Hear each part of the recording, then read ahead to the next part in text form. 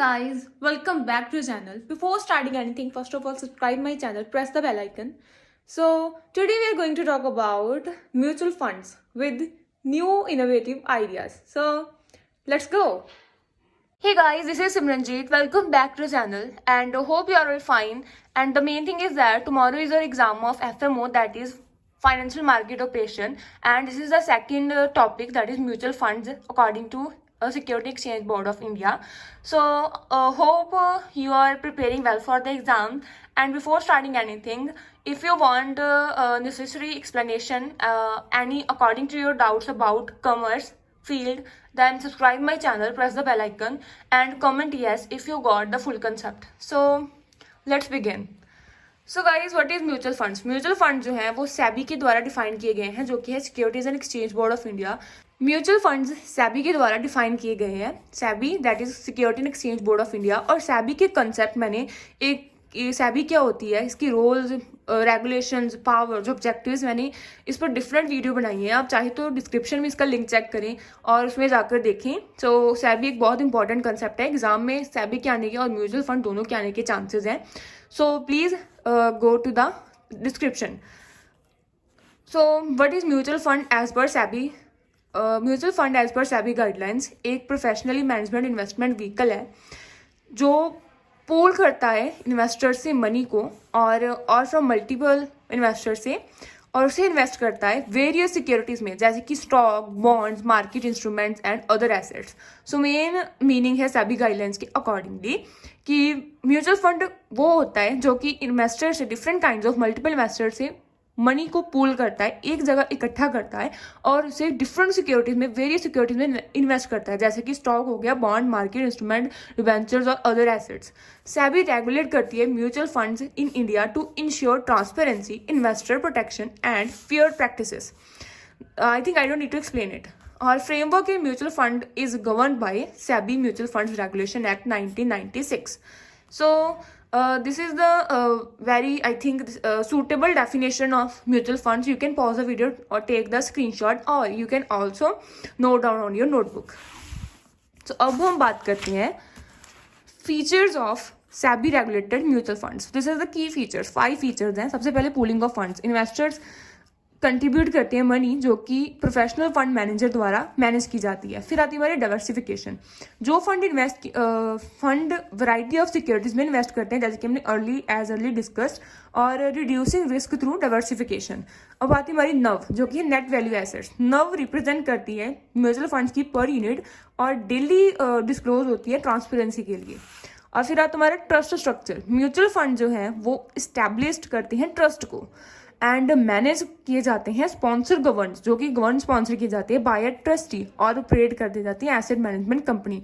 So let's explain again. जो mutual funds हैं वो एज अ ट्रस्ट इस्टेब्लिश होते हैं और स्पॉन्सर गवर्न द्वारा मैनेज किए जाते हैं और ऑपरेट किए जाते हैं asset management company.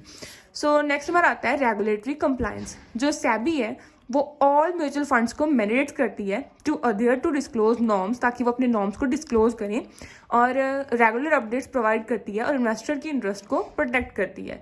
So this the 5 points you can note down: pooling of funds, diversification, nerve, trust structure and regulatory compliance. देखो याद भी हो गया. The next is SEBI classification of mutual fund. SEBI के अकॉर्डिंगली म्यूचुअल फंड्स को classify किया गया है बहुत सारी कैटेगरीज में. सबसे पहली कैटेगरी आती है हमारी इक्विटी फंड, जिसे ऑनर्स फंड भी बोलते हैं, और ये प्राइमरली स्टॉक में इन्वेस्ट होती है. और इसके सब कैटेगरीज इंक्लूड हैं, जैसे लार्ज कैपिटल फंड्स. आप इसे तो छोटे छोटे एक्सप्लेन कर सकते हैं, लेकिन उसमें लेंथ बहुत ज़्यादा बढ़ जाएगी, सो आप इसे एज अ पॉइंट ही लिख सकते हैं, वो आप पर डिपेंड करता है.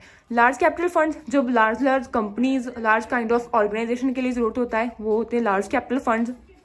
और मिडल कैपिटल फंड्स, और ये जो कैपिटल फंड्स है ना, वो according to the structure of companies के अकॉर्डिंग होती हैं. और फिर आते हैं small capital funds, multi capital funds, thematic funds, और ELSS जो हमारा होता है इक्विटी लिंक्ड सेविंग फंड्स और टैक्स सेविंग फंड्स. कभी कभार कंपनीज के पास मतलब इतना प्रॉफिट नहीं होता कि वो टैक्स डाल सके, सेबी एज अ उन्हें टैक्स सेविंग फंड में भी हेल्प करती है, ताकि वो टैक्स को उन पर कोई स्ट्रेस ना रहे. सो नेक्स्ट हमारा आता है डेट फंड. और इन्वेस्ट ज़्यादातर वे फिक्स्ड इनकम सिक्योरिटीज़ में इन्वेस्ट होती है, जो कि हमारी बॉन्ड्स हैं, डिबेंचर्स हैं एंड ट्रेजरी बिल्स. और इसके सब कैटेगरीज इसमें आती हैं. लिक्विड फंड्स जो कि बहुत जल्दी कैश में कन्वर्ट होती हैं, short term funds corporate based fund and gilt funds. और नेक्स्ट आता है hybrid, combination of both equity and debt. Combined investment करती है इक्विटी और डेट इन्वेस्टमेंट में, ताकि वो रिस्क एंड रिटर्न्स को बैलेंस कर सके। एग्जाम्पल है aggressive and conservative. The next is solution oriented funds. Design होती है स्पेसिफिक गोल्स जैसे कि हमारी रिटायरमेंट और चिल्ड्रंस एजुकेशन। अदर फंड इसमें आते हैं इंडेक्स फंड्स, जैसे कि हमारे ट्रैक का स्पेसिफिक मार्केट जिसमें इंडेक्स इंक्लूड है Nifty 50 and Sensex. The next is exchange traded fund, trade on stock exchange like stocks. The next one is fund of funds, investments in other funds. अब हम बात करते हैं role of mutual funds में, कि SEBI का mutual funds में क्या रोल है। The next is regulations of asset management company AMC and trustees. SEBI ensure करती है कि जो म्यूचुअल फंड्स हैं वो sponsor, trustee and asset management company transparently ethically ही ऑपरेट हो। The next is disclosure norms. SEBI mandates करती है कि जो म्यूचुअल फंड्स हैं वो अपनी जितने भी पोर्टफोलियोज हैं उसे डिस्क्लोज करें, जैसे कि नव एंड परफॉर्मेंस रेगुलेटरी। नव हमने as earlier net asset value discuss किया। ensures fair practices and redress grievances through the SEBI complaints redress system। SEBI complaint redress system के थ्रू हम फेयर प्रैक्टिसेस को इंश्योर कर सकते हैं एंड ग्रीवेंसेस को रीड्रेस कर सकते हैं। नेक्स्ट हमारा आता है risk management and framework. Introduce करती है risk labelling for scheme and mandates करती है funds to flow standardise performance benchmarks. Next is fair fees and expenses, capital total expenses ratios and ensures charge to investors are reasonable। कि जितने भी expense ratios हैं and fees को ensure करती है वो रीजनेबल हो, वो ज़्यादा महंगी ना हो। सो कंक्लूजन में समरी हम ये कह सकते हैं कि clear guidelines and ribose framework को क्रिएट करने से SEBI इंश्योर करती है कि जो म्यूचुअल फंड्स हैं वो ज़्यादा एफिशिएंटली, एथिकली और इन्वेस्टर्स के इंटरेस्ट को प्रोटेक्ट करती हैं। So thank you, have a nice day.